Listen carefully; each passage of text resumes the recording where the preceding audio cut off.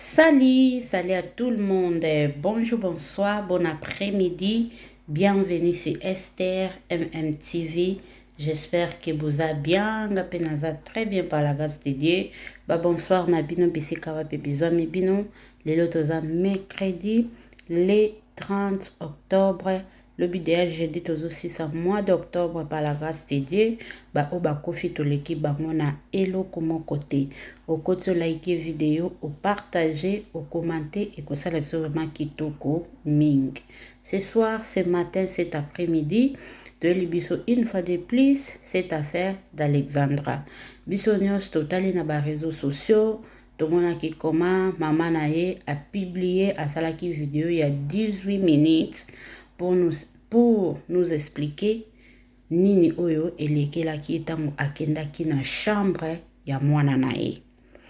Il y a des gens qui m'appellent de partout, en tout cas concernant les amis de Matondo. Est-ce que nakoki kosoa na Matondo? Nakoki kosoa na Matondo? Nakoki kosoa na Matondo?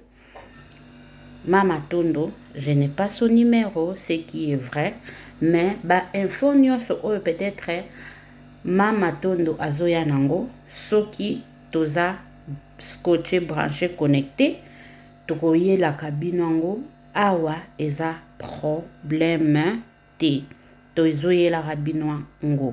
Alors, Mama Tondo auto sala live. Nakata live nae, faut attirer les sons. Nakata live nae bota la comédie oyo asalite, parce que de nature aza si moko azaka très comique. Alinga kosala mwa ba comédie nae, mais na se ya comédie apasaka message nae. Do ba obalandaka ye ba obayebi bayebi.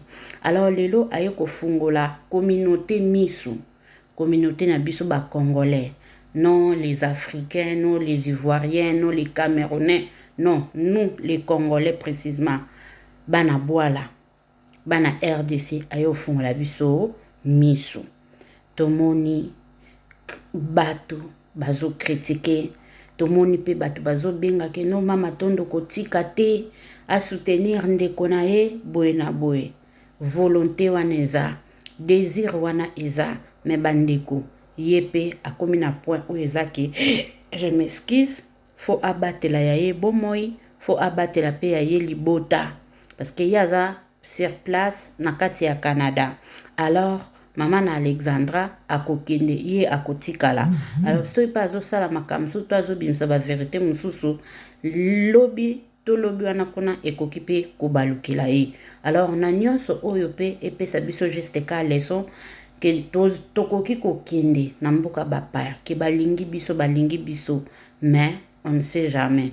Biso kaka na ane oyo tokote kozala na problème moko sérieux eza na mwana moko ya 17 ans ya Rwandais abomaki bato na école. Alors tant on en tout cas tozaki vraiment menacé. Libande ezalaki somo ozobima fo mibatela. Pourquoi? Parce que basimba ki mwana mboka nana bomaki noir bango batelemaka. Mais pona bango eza nango normal basala poso moyindo mabe basala onyo se sengeli basala monango normal. Est-ce que boyebi raison nini bapesi Maman Alexandra cause ya liwa ya mwana bandeko? Est-ce que tant que para okondima yango oko accepter yango? Point d'interrogation. Alors nakoloba nanga mingi te nazotiela bino les amis de Matondo bolanda live na ye na bokebi nyonso. Et soko sisi kolanda live na ye soko talaki message ya Maman Alexandra te na kotisaki on pe na tongo eza parmi ba première vidéo on a côté qui na journée ya lelo kende tala oyoka message na ye et par là on kozwape conclusion on peut comprendre au juste qu'est-ce qui se passe. Mais en tout et pour tout, en tout cas la maman d'Alexandra a besoin de nous, a besoin de vous. Na ba prière surtout na ba prière pour ezana mbongo moko te oyo ba opesa ye ezongiseli mwana ne na bomoi. Mais prière nzambo kaka koyiko consoler. Seul Dieu qui sonne les cœurs et les reins nda koyiko pesa ye makasi, nda koyiko sekisa ye, nda koyiko akoyiko kopesa ye histoire à sika yango wana aosenga ndenge ebele te, juste soutien moral et soutien spirituel kosoutenir ye na ba prière parce que komona ye boye elle souffre preuve na lobi nano abandi dei ya mwana na ye te. Pourquoi? Parce qu'azokende de part et d'autre alandela et tout yaya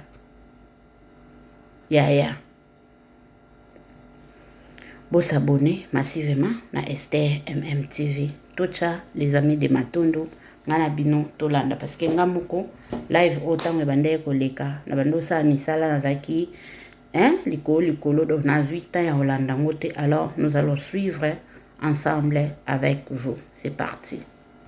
Kala bobo ina benga mno ba Kristo ka bino boza.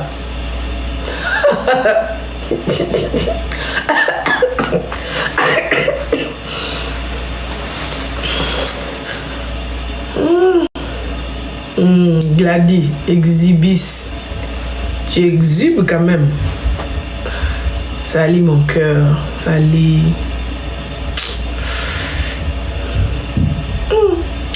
Boyebi ke na musala na biso.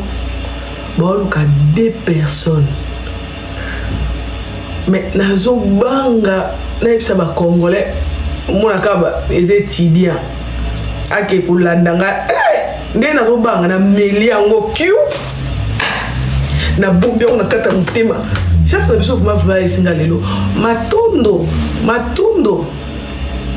tu sais que ta jumelle va partir hein, matondo t'as quelqu'un même 2 personnes c'est vraiment urgent. Nganabi wana ngai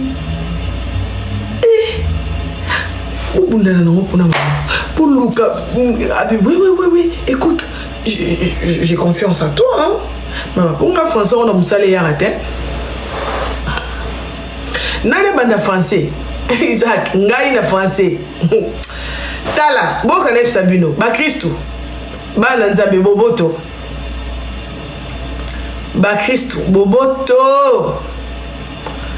bana Sainte Thérèse boboto bana Sainte Agnès bana Saint Baga bana Sainte Famille boboto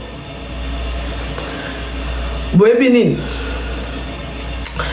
pona nga selonga tokomi na phase moko bozo senga na ba live na biso moni ndeti sho na matiboy fona za déjà na batu moko na privé o aloba kimongo o aloba kitetela parce que makambu na biso nde nazo monelela et sala keto so lango so na lingala te et des sala te o aloba ba minoko mboka na biso. Vous comprenez? Surtout pour ngai pe surtout pour nga pour na bongai non pour na mama non pour na Alexandre non pour na ngai eza oui donc eza te ke yé a tozamboka moko ya zo sala boy est-ce que vous comprenez sens non loba pour protéger pengai vous comprendre hein.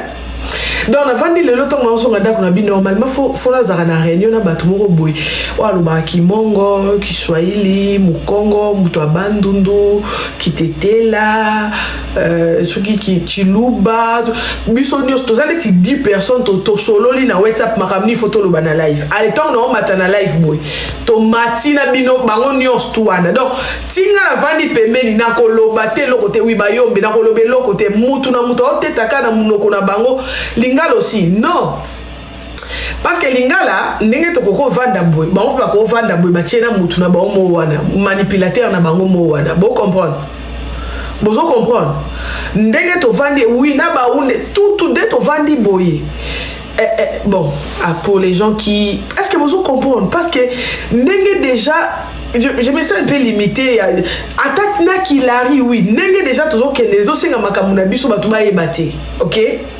Bon, pour les gens qui m'écrivent en parler en français, ok, j'ai quelques questions à vous demander.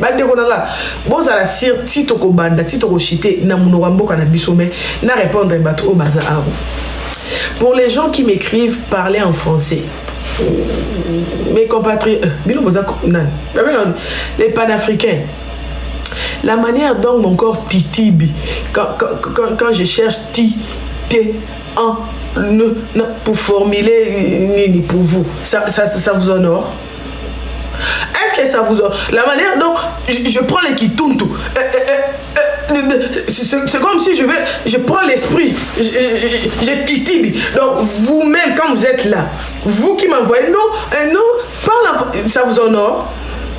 Non, je pose la question, ça vous honore. Donc moi, venir titiber ici, donc vous, là où n'ayez bien. Ça vous honore? Non, dites-moi, ça vous honore. Donc vous êtes là, vous réclamez, non, en français, oui, en français. Allez chercher venir avec lui, prendre les acrobaties, les courbes, je lui dépose. Je vais aller chercher Ira, tout, Ira.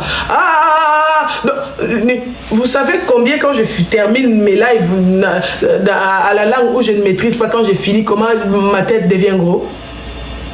Boyebi? Pourquoi vous voulez compliquer ma vie? Pourquoi? Écoute, tout ce qui est important, nous allons l'expliquer à ma langue nationale. Tout ce qui est joué, humour, je vais parler en français. Je ne vais pas venir titiber ici. Je ne vais pas venir titiber ici, prendre les molimo à chaque instant, chercher nani. Vous voulez me tuer? Mais tu parles bien les français. Bouche et nan. Toi, dans ta tête, tu penses que nan. Moi aussi, dans ma tête, je pense que nan. Je ne vais pas titiber. Je ne vais pas titiber à cause de soit, nan. Vous voulez apprendre les lingala? On veut comprendre aussi. Ça, c'est la correction. Regardez-moi ça. Moi, je parle de titibe, titibon, titibé. Lui, il me dit bégayer, hein? Viens bégayer avec moi ici. Bégayer. Tu vas bégayer ici. Bon, ok.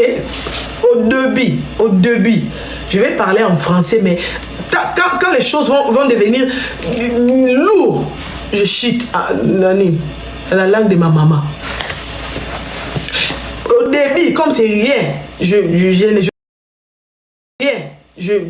vais titiber avec moi. Mais quand l'exhibition vient, je chute à la langue de ma mère. Ok, vous allez quand même écouter pourquoi je suis là devant vous. Ça, c'est le début, hein, c'est rien. Je vais parler en français comme vous voulez. Mais quand ça devient... Je chute. Là, je chute. Bon. Qu'est-ce que Lucas, ce qui va se coupler avec... Qu'est-ce que... Maintenant, les couples, qu'est-ce que... Celui qui vient après, qu'est-ce que... C'est quoi? Écoute, qu'est-ce que... Mais... Après, qu'est-ce qui derrière? Vous voulez... Non, boy. J'ai mes enfants, j'ai ma vie, j'ai mon travail, boy. Mon chef, même aujourd'hui, là, il dit, Cliff, j'ai besoin d'aider personnes urgentes pour venir travailler. Je ne réponds à Lingala. Je lui ai dit, Nini, je vous jure. Matou, est-ce que tu as des personnes là, ta jumelle va partir, je ne sais pas comment faire. Tu sais qu'ici, c'est un peu reculé. Nous sommes à la campagne, il n'y a pas beaucoup de gens. Naïvement, j'ai dit, Nini, j'étais perdu. Donc, quand mon chef dit, j'ai dit, Nini, je me suis dit, je ne suis pas à Njili, je ne suis pas au marché de la liberté, je ne suis pas à Kinshasa. Mais qu'est-ce qui se passe? Là, je retourne. Bon, ok, c'est bon. Au début, je vais m'exprimer un peu en français, mais quand ça devient gros, je chute. Ou bien quand je vais commencer à prendre les mots libres, à titiber, je chute. Ok. La famille. Qu'est-ce que je disais à mes compatriotes? La manière où vont les Suginini, François Ngoa, j'aurais besoin de 10 personnes.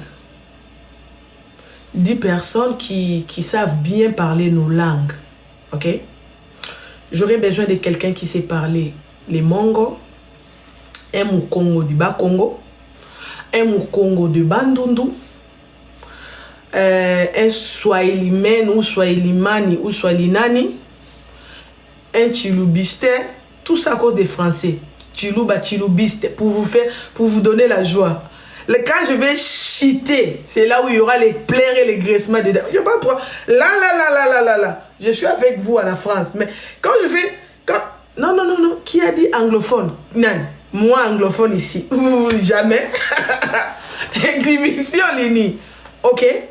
Donc, tu sais parler les Chilélé, Baumbu, Mukongo. Parce qu'il y a des... Je suis pas obligée de vous expliquer ça en français, Seigneur. Je pense que ça... En tout cas, désolé. Bon, nalobi boye. Nakobando linga makamusu soto solo lango. Na munoko na biso mboka. Pour ceux qui sont na batumsu bazawana. Oh tricage, oh bazo vendre la live, ba nani yango azolo ba boy, nani yango azo sala boy, nani yango sala. L'état ba kenda ko luka muto ko traduire. Ozolo ba kiumbu, l'état ba ke ko luka ina Canada ya ko loba. Comment on a moutonga mi koufi déjà. Eh, si toza ana to arrivé tiba ke ko luka muto tozolo bana ki umbu awa muto expliquer ba umbu. Donc ebando za boy tourne à tour. Donc ce to matoche mo umbu muto loba c'est que aolo ba pona bato ba oloka ki umbu. Ce qui y a kiti mulari azolo ba pona bato. Donc to bando za la patient parce que ezo senga li soute to loba na lingala, ezo senga li soute to lo makamsu tozana on a moment on ndenge toza boye na kolobe belé te po ezala teke yo bola kisanga musapi mais ezo senga bana mboka ezo senga vous comprendre naza ndenge na kokolo ba te po ezala teke ngai vous comprendre bon moni photo o eza likolo biso nyonso to tchongo na ba profil na biso ici je vais parler en français. OK? Les photos qui est là en haut, la famille, toute l'Afrique, on peut l'utiliser. Mettez ça dans nos profils pour demander la justice à notre sœur que nous venons de perdre. Vous comprenez? Attendez, je vais bloquer quelqu'un. Je suis là pour vous bloquer, ne vous en faites pas. Moi, je n'ai pas assez de modérateurs. Hein. Donc, moi-même, je suis vigilante. Dès que je vois, tu écris quelque chose de bêtise qui ne me plaît pas, je te bloque directement. D'accord? Donc... La famille, on peut utiliser ça, vous pouvez juste capturer, ok, et puis vous allez zoomer, on peut l'utiliser, mettons ça, utilisons ça dans nos profils pour demander justice à notre bébé Alexandra qui n'est plus, d'accord. Maintenant, qu'est-ce que je disais aux Congolais? Je disais aux Congolais ceci, même venir parler en lingala, j'aimerais un peu laisser ma langue maternelle qui est lingala. J'aimerais bien que les gens qui savent mieux parler nos langues qui viennent du Congo, qu'ils montent ici. On va commencer à se parler en privé. On se parle en privé pour que tout le monde sache quand ils vont monter, qu'est-ce qu'ils vont dire. D'accord? Donc, si tu sais que tu parles mieux le Kikongo, si tu parles mieux le Kikongo du Bas-Congo, donc, j'aurai besoin de toi. Dans l'état où ils vont aller chercher quelqu'un qui parle Kikongo, peut-être la personne morte déjà, elle ne viendra pas traduire. Donc, nos dialectes, oui. Nos dialectes. Olobara Chiluba bien. O esa que toko solo là. To continue la conférence. 15 personnes oloba langue moro o batu bayokaka.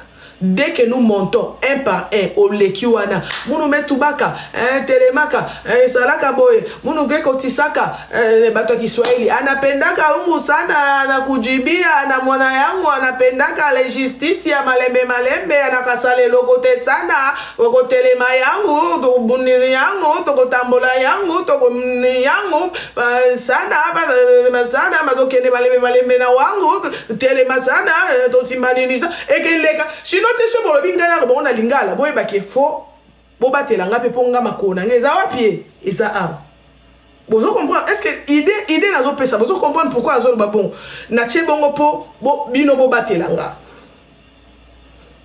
bozo comprendre po nga mutema nga de suka donc mo nga ndeti na bebisa mais naza maîtrise wana po mutatindi ngate na boyi baloba yo o kende koloba na tinda kyo kolobango. Alors pour ma bezala te pour na loba bilobela te pour ngana na na matina vanda boy pour protéger nga pour nga naza awa e ko senga sko euta oui euta na minoko na biso. Alors yo mtoza na biso zala sirke oro raté le côté ato moni mutu mo azolo ba swai la vandi likolo zela tourna yo zela munoko amboka na bino zela so za muluba oro mona muluba o mata aroloba peka liloba moko o muswai la otiko mata o muswai la alobi banda na enti na 10 yango ka muluba ko mata koloba so ya kiti mongo akomata koloba ngo de enti na ka mo biso nyonso to pesa message moko sauf que na lingala to koloba ngo te. Est-ce que vous comprenez? Yango sko moni po ezarate ke eloko o balobi no loba te oyo koloba yango egosenga soto kutana na privé to solo lango na privé po to zarande po na minute o lilobesa ka moko eza makambo ya justice. Mettons tozo senga justice wana entre nous photo lukato solo la pourquoi tozo senga bongo to yokani sko na privé na ba dialecte na biso comme ça so eza na bato bazolanda biso na ndenge mo mabe kuchu balanda so basa ndenge ko luka letambo ke ko luka muto ko lobela no ki shilele biso de live ici letambo enregistré so bo ça ndenge ni so bo landa bo comprendre qu'est-ce qui se passe biso déjà live ici linga de lali bande ko de boza banda kuna bino na ebite idée bozolo idée na ngaso bo moni ngondeni na zo maitsa bino po bo episa ngai idée na ngaso bo moni ngo. Les gens qui parlent français c'est pas mal hein. C'est pas mal. Mais vous pensez à moi. Vous pensez à ma vie. La manière dont ma tête, quand je termine vos lives en français, vous savez que j'ai mes enfants. Hein? Français, je vais vous dire quelque chose, hein. Parce qu'il y a un monsieur qui m'avait écrit. C'est que j'avais aimé ton message, hein. Tu sais bien écrit. Les messages que tu m'avais envoyés là, si c'était moi, j'allais faire 20 fautes. En lisant ce que tu avais bien écrit. Pour me demander si à l'école primaire, on me faisait étudier en quelle langue. Mais si je vais te dire la vérité, je vais te répondre maintenant. C'était en français, mais moi je ne comprenais rien. Toi qui voulais savoir, là, à l'école primaire au Congo, vous parlez quelle langue? On parle français, mais moi, je ne comprenais rien. Et à chaque fois que M. Lola me posait des questions en français, je répondais à Lingala. Je ne me sentais pas à l'aise. Moi, j'ai compris les études à secondaire. En primaire, là, tout était mélangé dans ma tête. Je ne comprenais pas. Parce que chez moi, à la maison, on parlait Kikongo. On parlait Kikongo. Mes grands-parents parlaient Kikongo. Maintenant, quand je sortais dehors, on parlait Lingala. Venir à l'école, c'était les Français. Donc, les messieurs, j'étais troublée. Tu comprends un peu? Les messieurs parlaient français, mais moi, pour moi, je ne sais pas, je ne comprenais rien. Et puis, je vais te dire une chose. Moi, quand j'étais en primaire, j'étais forte en quoi? Histoire, dessin, éducation physique. Tout ce qui est Léopold Nani, Léopold Deveni, Mbouchiri Dini, je ne me sentais pas bien, je comprenais. Mais pourquoi? C'est qui lui? Je ne le connais pas, Léopold, je le connais. Tout ce qu'on expliquait là, primaire, moi, je ne comprenais rien parce que c'était compliqué. La langue m'est compliquée, l'histoire m'est compliquée. Donc, moi, j'avais mes cours préférés. Dessin. Éducation physique, chant. J'avais une chanson que j'aimais beaucoup. Là, avec ça, là, je prenais 10 sur 10. Sur la route de l'école, j'ai rencontré 3 filles. J'ai choisi la plus belle, celui de mon pays. Je ramenais à moi, je lui donne à manger. Comme mon père n'était pas là, je lui présente ma mère. Yeah! Quand j'ai chanté ça, je bougeais mes hanches. Oh, tout ce qui restait là, je te dis vrai papa, je comprenais rien, vu que c'était pas dans ma langue maternelle. Est-ce que tu comprends?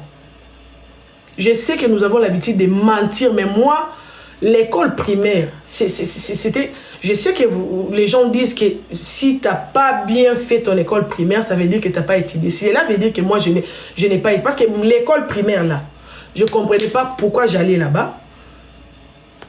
Les professeurs disaient quoi? Pourquoi on nous donnait la mathématique? Tout ce qu'on nous apprenait là, c'était pourquoi? Moi, je me plise la maternelle. Parce que là-bas, on va décorer, nous allons danser, on va chanter, nous allons manger. Première, deuxième, troisième, quatrième, cinquième, sixième. La langue. Donc, c'était ma langue. Si aujourd'hui, il faudra que je fasse quelque chose, je porterai plainte au Congo. Ouais. Je porterai plainte au Congo. Vu que j'allais à l'école pour apprendre, mais quand j'arrivais là-bas, les Kikongo de mes grands-parents, Lingala de notre riz, français de mon école, ça dérangeait ma tête, ça perturbait ma vie, ça troublait mon âme. Donc, je ne comprenais rien. Donc, c'est normal que je ne me sente pas à l'aise. Tu comprends un peu? Tu ne peux pas insulter ma nation. Non, ça, tu fous la honte. Ma papa Nanga, je n'étais pas obligé de comprendre qu'est-ce que M. Lola disait. Tu te rends compte, tu vis dans une parcelle où tes grands-parents parlent les Kikongo. Ses enfants parlent lingala et français, oui. Mais moi, scotché avec mes grands-parents, c'est plus les Kikongo. Dans la rue, oh, petit, oh, boni, tchanga, à l'école, nous allons apprendre. Non, non, non, non, non, non, non, non. Non, non, non, non, non, non. C'est là où j'ai eu un problème. Et pour cela, je ne me sens pas. Donc moi, si je ne me sens pas à l'aise, c'est à cause de ça. Est-ce que tu as eu ta réponse? Messieurs, est-ce que je t'ai répondu? Est-ce que je t'ai répondu ou pas? Moi, ça je parle de moi, mais il y a mes compatriotes qui sont nés dans ça. Leurs parents parlaient français. Et ils mangeaient en francisation. Ils buvaient en français. Ils se lavaient en francine. Donc, ils sont dans ça. Donc, quand tu le vois s'exprimer, il est là, à l'aise. Ah, mais moi, là, moi,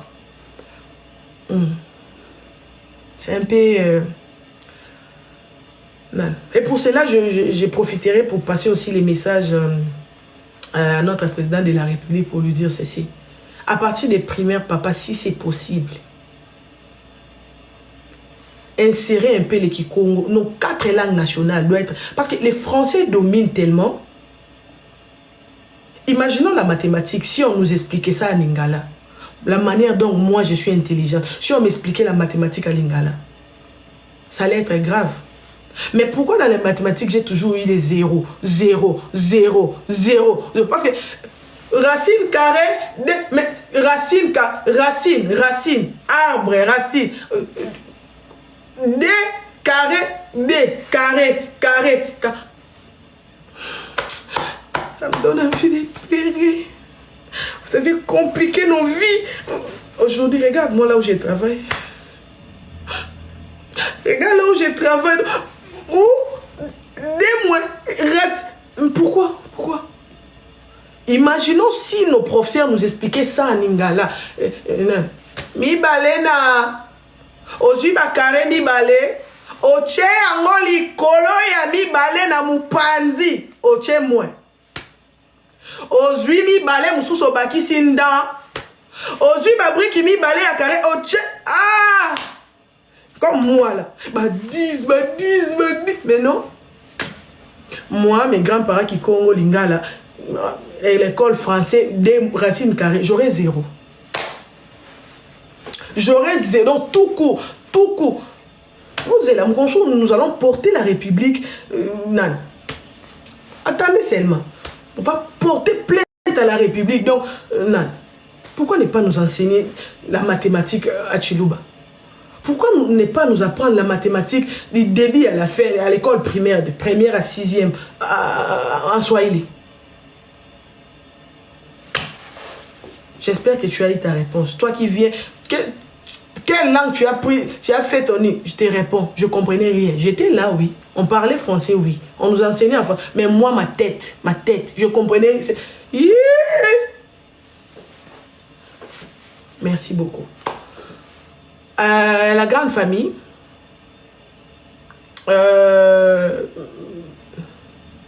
oui, Flair Dess. Je ferai l'école primaire en Chiluba. Ah ouais? Mais tu étais où? Ozaki ou Apinan? École primaire en Chiluba? Sérieux? Ah ouais? Esprit positif. Bon, la famille. Banani, je parle qu'en français.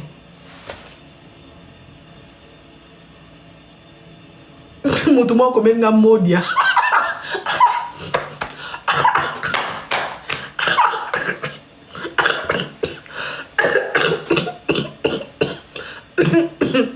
Ok.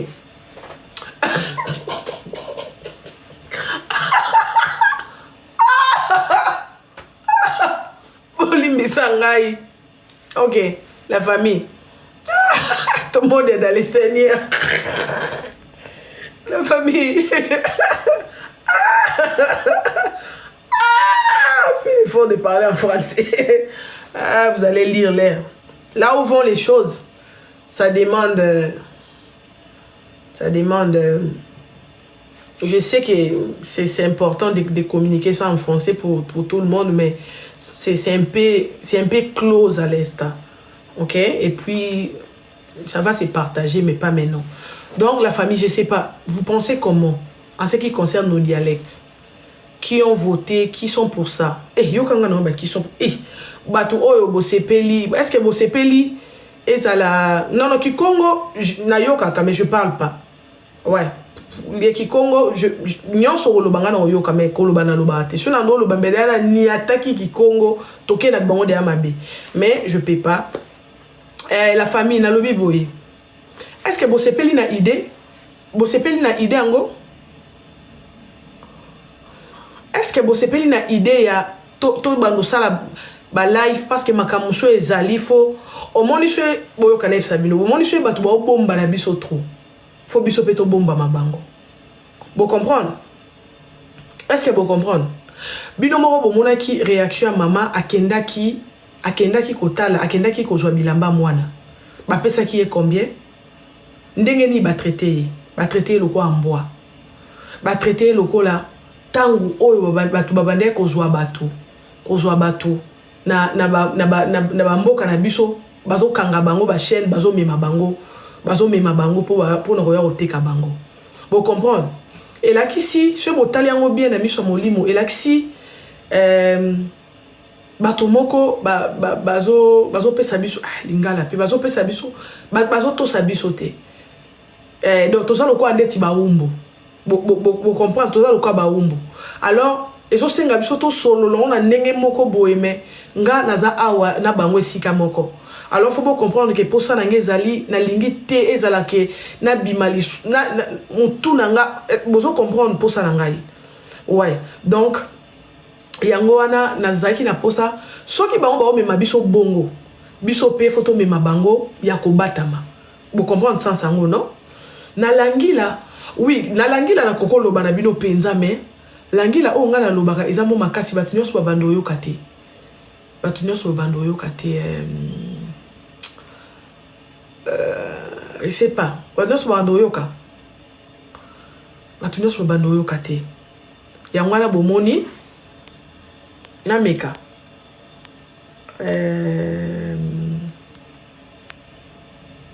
Ok, vous avez na meka.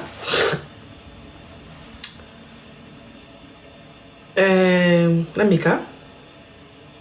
Portugais, ngai français. Tolinga tokende tina kibo ba umbu ba ya koloba ba mongo ba ngai na loba français bino we makambe zo kete na loba ngonde ni bandiko nanga na ko expliquer bino ngonde ni ameka. OK, ne bilibi bizi kingi est-ce que bizi kingi bi bizi kimikimini libi bisi lingi sin bizi kimikimini libi. Ouais, n'engata kaka réaction ba congolais oui. Et oh te pardon. Ouais, batmusu ba oyo kate do bata ngizi yonite batnu ba oyo kate tozo kate. Non, tozo kate. Yeah, omoni et compliqué batu nyos tu ba oyoka te. Oh batu nyos tu ba oyoka ngote. Ouais. Na comprendre bino. Le banzingi. Nalo nzingi bo nzingi. Nalo nzingi bo nzingi. Maka nzingi o nzingi. Bozoyo nzingi. Bozoyo nzingi. Te. Larry o wapi? Oui, ok. Maka nzingi eza mabe nzingi. Ya? Bomo nzingi ma nzingi. Lo nzingi. Aya nzingi. Na video nzingi. Pona kolo nzingi.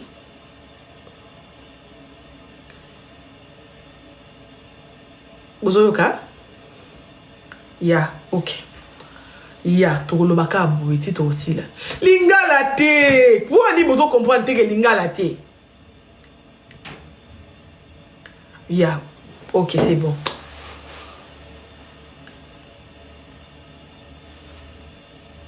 Mbila nzingi, ala nzingi, na kote na bango nzingi.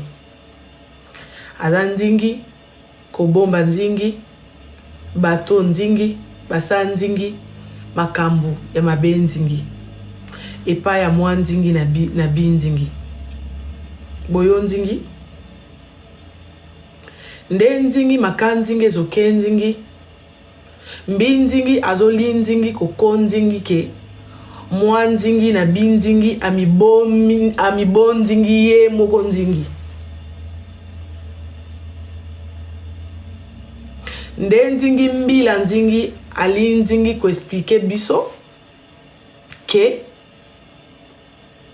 mwa nzingi ye moko nzingi ala nzingi ake nzingi kope nzingi moli nzingi epankolo nzingi. Maka nzingi nde nzingi ezoke nzingi ezose nzingi na bi nzingi to te nzingi. Soki to te nzingi te nzingi boye nzingi mama na leza nzingi akosa nzingi elo te nzingi.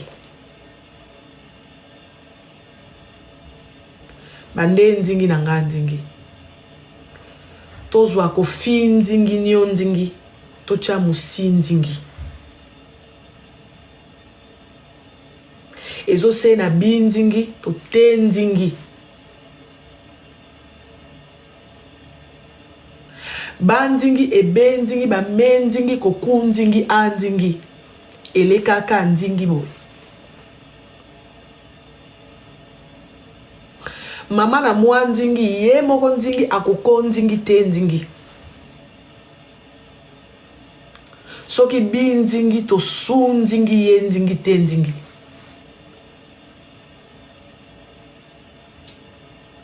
Ata mukomo kon biso ba Congolais. Facilité nzingi ya koke nzingi komi bon nzingi biso tozaka nango te.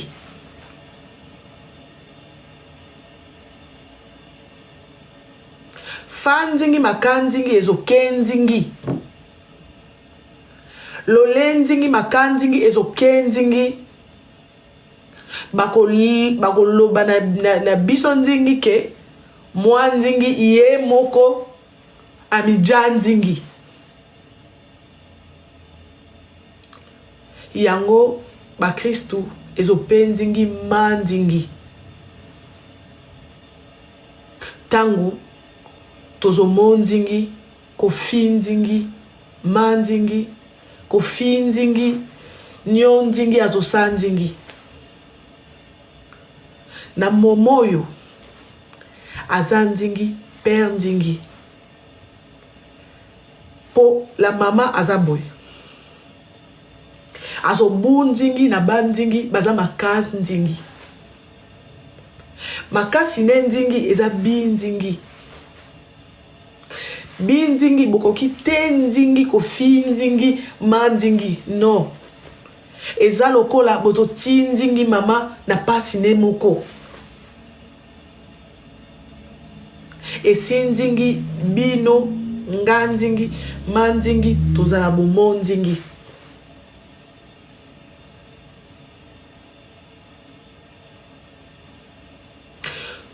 Mkonzingi manzingi akoyebisa bino résultat nzingi boko linzingi te nzingi nga nzingi naza disposé te nzingi ya koyebisa bino quoi que ce soit.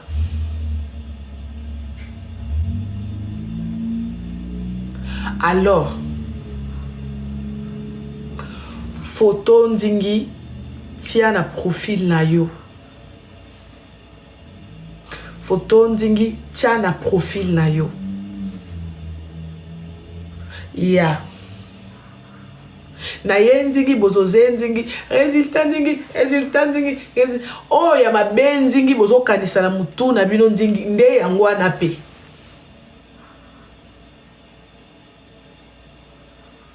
Aza nzingi na posa na bino. Ye moko akokoka te. Aza mukie mingi.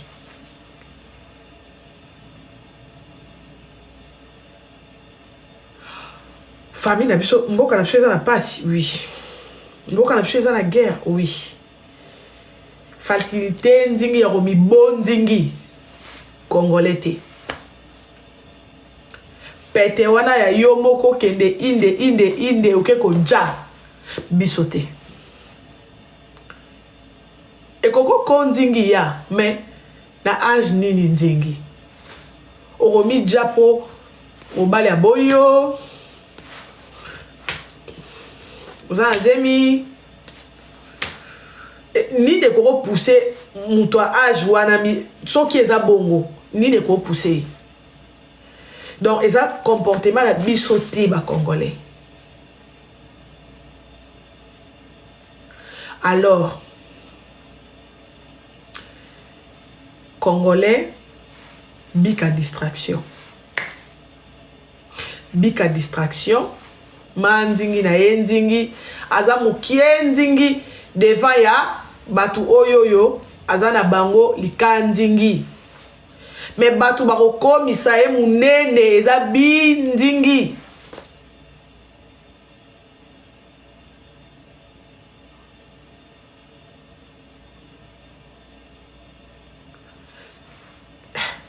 Tansu na oloba teleme komo oloba ki telema etesonalo baondeni tenzingi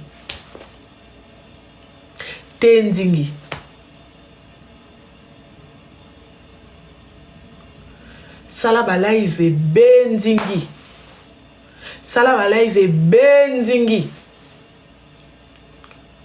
loba na lopoto ba live sala mebele na lopoto nganzingi na zanzingi anzingi na kokite moyena loba na kokite ponzingi nganzingi na zawa yango na yendingi koyebisa bino po bino bokende kosala ngo metango bozoloba bocha nzingi kombo na nganzingi na kate nzingi. OK? Yeah. Donc tant bozo ke koloba ngo tant bozo kende ko sala ko pelisa bino nyos boloba bo ndingi ngandi po ngandingi na zanzingi andingi. OK?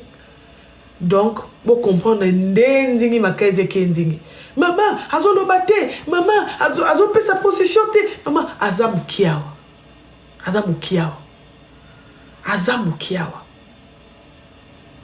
10 minutes ya abimisa bilamba bana na ye et pesa bino déjà réponse à nyonso. Mais je pas compris na uti musala na ye na oluka na ta na ba live na omuna batu bolala. Les faire ko tia vidéo ne ko lobake ba pesi ngai 10 minutes abande ko ebisa bino eloko.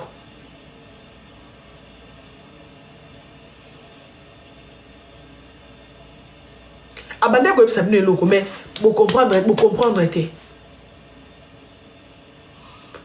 Muto bazo zoye na lolengo bazwaka mutu ena ya bande kolala avandi wana bambula mibali 2 jours te bambula mibali ata 30 minutes na ko comprendre po ezanda kwa mutu omoni ata 30 minutes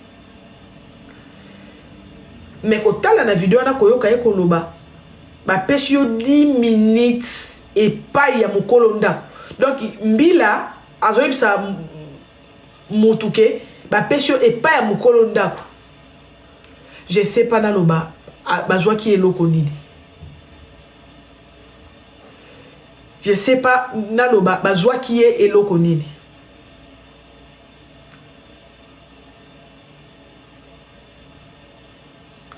Yangwana na kokoka penze ya na okonzingi kolo ebenzingi tenzingi ya binzingi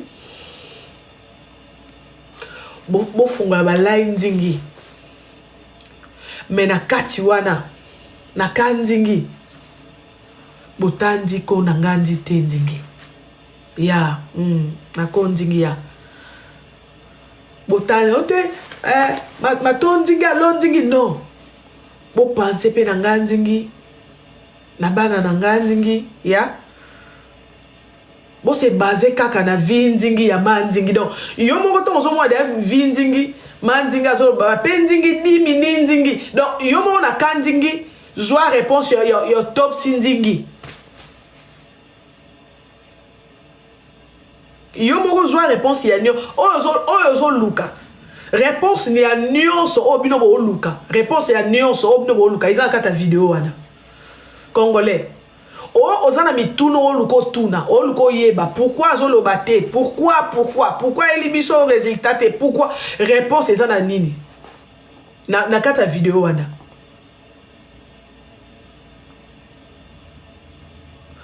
donc essaye na binzingi to tenzingi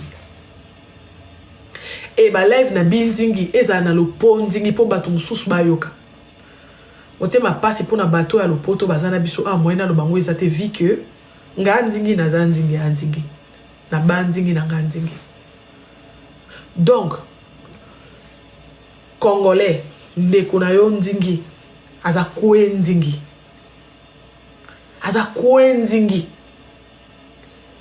binzingi botenzingi aza mukienzingi na binzingi akokonzi munenzingi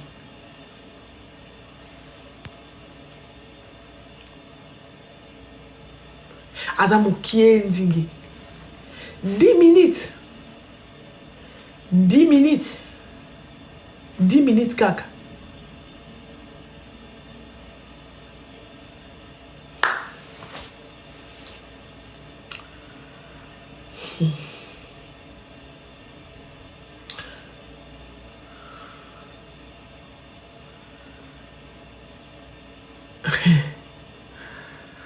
mituna biano mituna na bino eza réponse à mituna na bino tout eza kuna na vidéo wana oza question moko boy kende kotala vidéo wana vanda landa maloba nyonso tolobi puis na suka yoka bien oza na réponse lili tika kokoma makambo ozokoma wana pardon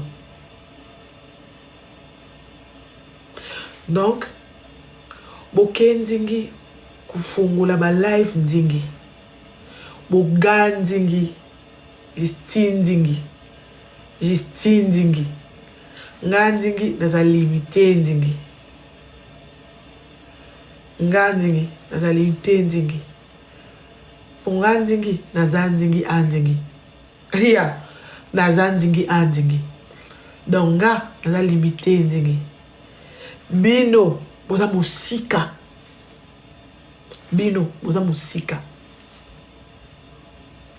bokoko loba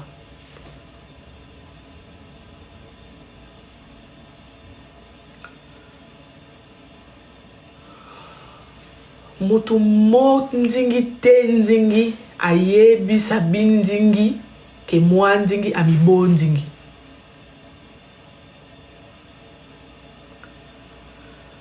mutu te nzingi ayebisa binzingi mwa nzingi amibo nzingi luvuno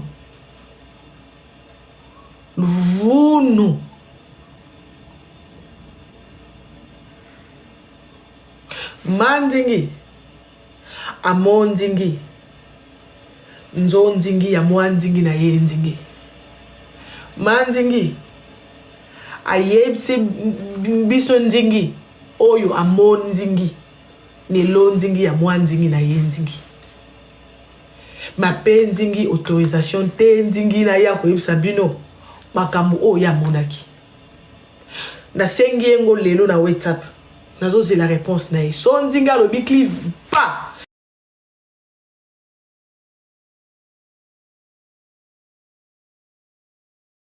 na koyo oyebisa mutu te nzingi ako nzingi binzingi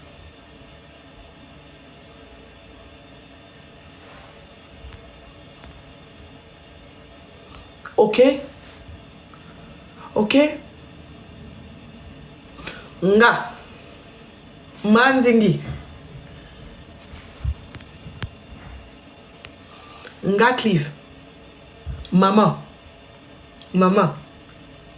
ayebi o amonaki ok ayebi o amonaki pa mwana ye et mama ayebi o ayebisaki biso par rapport à o amonaki ma pesi autorisation mon côté tout le quoi que ce soit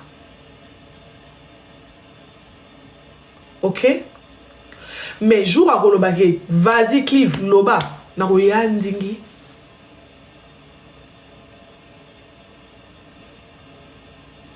donc